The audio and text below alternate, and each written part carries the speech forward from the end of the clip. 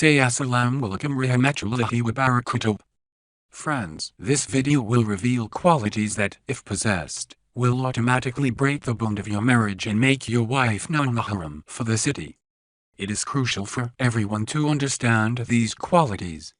If you want to know the qualities that break a marriage and end the relationship between a husband and wife, watch this video in full. New viewers, if you haven't subscribed to our channel yet, please do so and click on the notifications so you can receive all future updates. Video notification. Friends, after reciting Kalima, every Muslim becomes bound by this Islamic work and the Islamic Sharia. It is necessary to live his life according to the Islamic Sharia. The Shariat explicitly forbids certain actions. I have commanded you to adhere strictly to these principles and prohibited you from engaging in those actions. Distinguish yourself from those who disobey Allah's rules for His servants and be guided by them. Ancient teachings tell the Muslim how to live his life, with whom, how to behave with which relationship. Forest guards have sealed every relationship on their lips, and their sons have also told that extreme caution is required in these relationships. If there is even an equal amount of Jupiter in those relationships, then the relationship of husband-wife ends forever, that is, the marriage becomes unbreakable. Friends, if a husband and wife leave Nafal Billah Islam and adopt another person, their marriage is broken and the relationship of husband and wife ends if they continue to live with each other after that. It is essential to understand that if a husband and wife leave each other and adopt another person, their marriage is considered invalid. This is a clear and unambiguous decree. It is crucial to note that if a son is above 7 years of age, he should not sleep with his mother. Similarly, if a daughter is above 9 years of age, she must live with her father. It is imperative to understand that under Sharia law, there are very strict restrictions on sleeping with one's daughter. This act is not acceptable in Sharia because if they are not given due care of this act, then the consequences will be very dangerous. Similarly, when a daughter is 9 years old, a father must be cautious while showing love. If the father wants to love his daughter, he should simply caress his hand on her head. If he has to kiss her, he should do so on her head. The father must exercise caution and restraint when showing love to his daughter. It is essential to maintain boundaries and refrain from acting in a way that could potentially lead to undesirable consequences. If a father engages in behaviors that demonstrate an excessive level of affection towards his daughter, it could have repercussions that go beyond his intentions. If a father loves his daughter, he should express that affection through gestures like caressing her head or kissing her on the head. It's essential to maintain boundaries and refrain from any form of physical or emotional intimacy with his daughter. This approach ensures that the father's love for his daughter remains pure and does not develop into something more. Sisters, it's crucial to be cautious in your love for your sons and to trust that God will safeguard the purity of your relationships. Friends, you will also become a woman, and it is necessary and appropriate for her to cover herself from her son-in-law.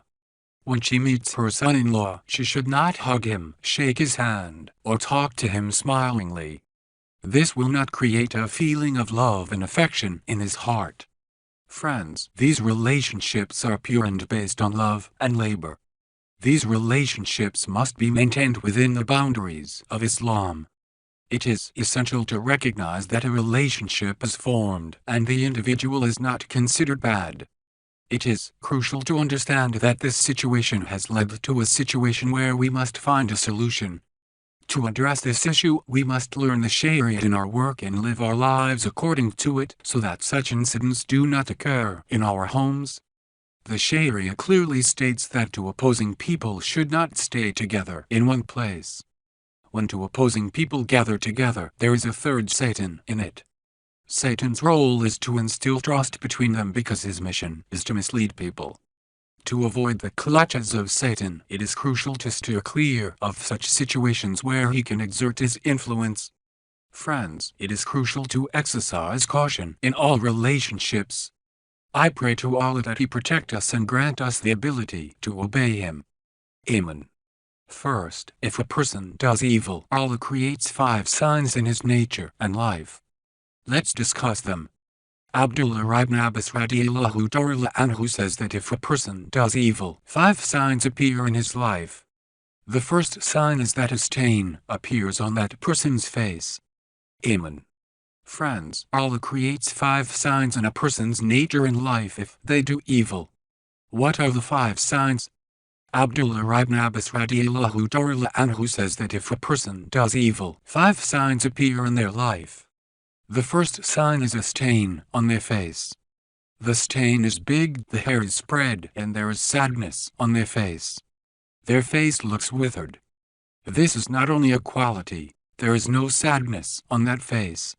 The second sign is sadness in the heart of the person. What is this sadness? The face is large, the hair is spread, and there is sadness on the face. The face looks withered. There are no strings on that face. The second sign is that sadness comes in the heart of the person. What is this sadness? It is feeling suffocated all the time. The person says, I do not know what will happen. What will happen will happen. My brother, I'm your lover. What will happen, you have to believe it. Whatever happens, I will be in your favor. It will be the decision of my Lord. Abdullah ibn Abbas radiallahu ta'ala anhu narrates the third thing, that because of evil, Allah Rabbul Alamin troubles his sins, that when a person commits a sin, as a result, Allah Ta'ala takes away the blessings of Allah from him, and some people face shortage of wealth and money due to those eyes. Some people do not have wealth, but they keep complaining, crying and saying, what will happen? What will the situation be? What will happen? This is the attitude of the hypocrites. Take any small thing to heart. I don't know what has happened. Some people complain that this or that has become expensive. O servant of Allah, your rabbi has become poor. Then what if it has become expensive? The solution is with Allah. He is not for anyone. Should he increase or decrease it? Will Allah Ta'ala make you what it is? Where is he? He is capable of taking Yusuf out of the well and making him sit in the hills of Egypt. He has the power to transform your struggles into joy. Yusuf's ascent from the hill serves as a clear indication that hardship is not permanent. A person does not always remain in the cold. When clouds become more, clouds start forming, difficulties increase, then rain also falls with great force, then Allah subhanahu wa ta'ala also gives that much. Therefore, remaining troubled all the time is not the work of any believer.